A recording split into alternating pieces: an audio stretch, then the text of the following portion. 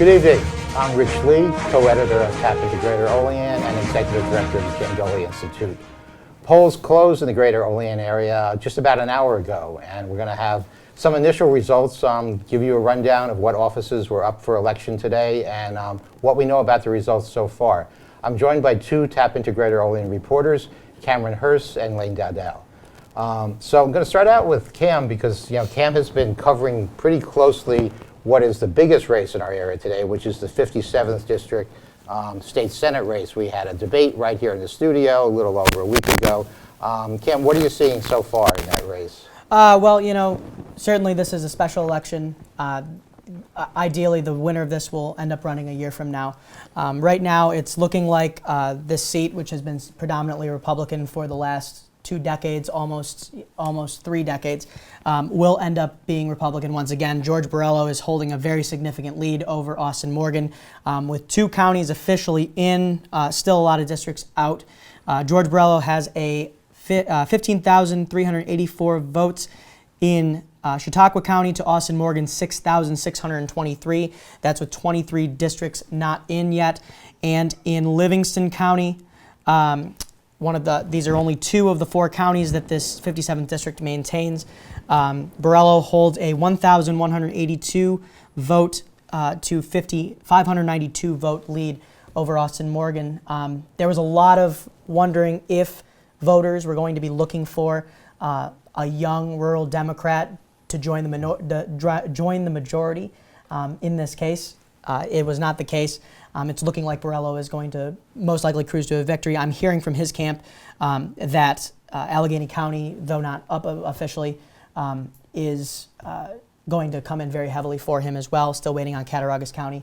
But it looks like it's going to be a good night for the Burello campaign. Okay, and that's not surprising given the demographics of the district. Now, as you mentioned, because they're running for the Kathy Young's unexpired term, there's going to be another election next year. And right. We had talked about Austin Morgan being a new candidate.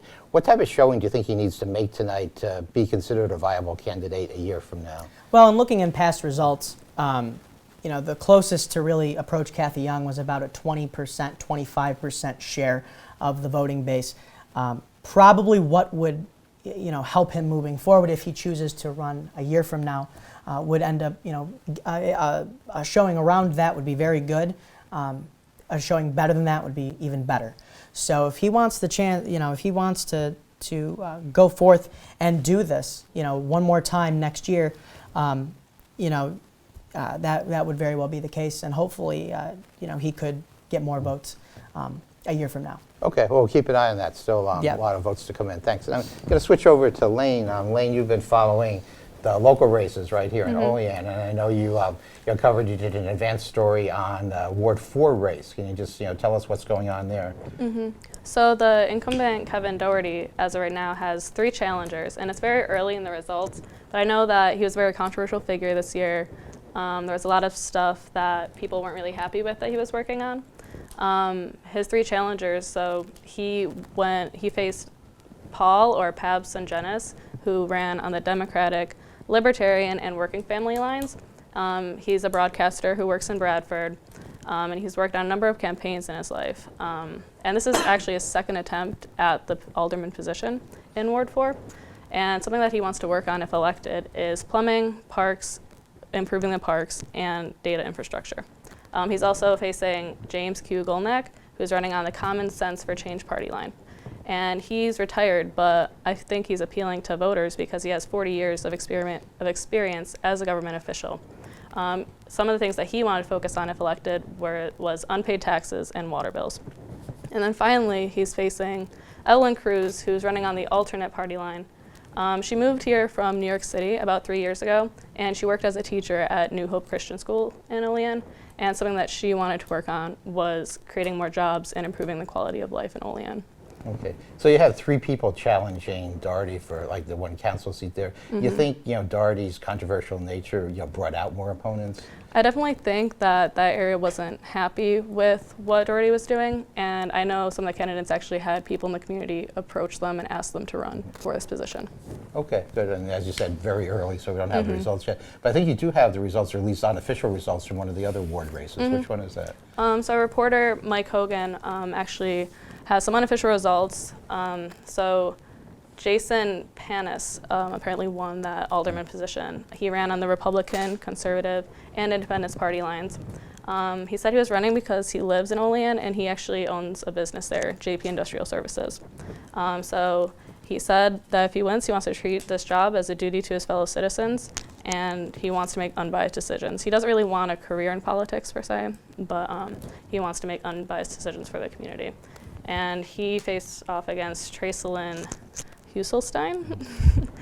So she ran on the Democratic and Working Families Party line, and she works as a cosmetologist in Ellicottville, and she helped out with the Cattaraugus Pride Coalition. And then he also faced off Kevin Bartholomew, who ran on the Libertarian Party line, and he had experience in several professional fields. He's run several times before, and yeah, he said that if he were elected, he would want to make decisions that benefit the citizens there. Okay, great. And of course, yeah, those results are unofficial, but it does look like Jason Panas won the Ward 2 race. We have still waiting on the other Olean races. There's 2 other contests, one in Ward 6, one in Ward 7. In Ward 6, Nate Smith is running on the Republican, Conservative and Independence lines against Peyton Kunselman, who's running on the Democratic and Working Party lines.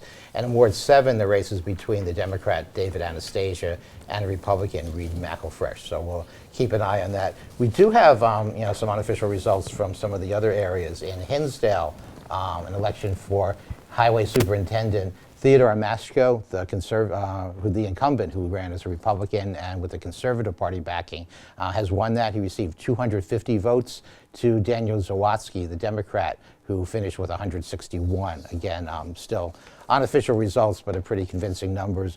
As far as the council goes, the 2 Republicans were elected.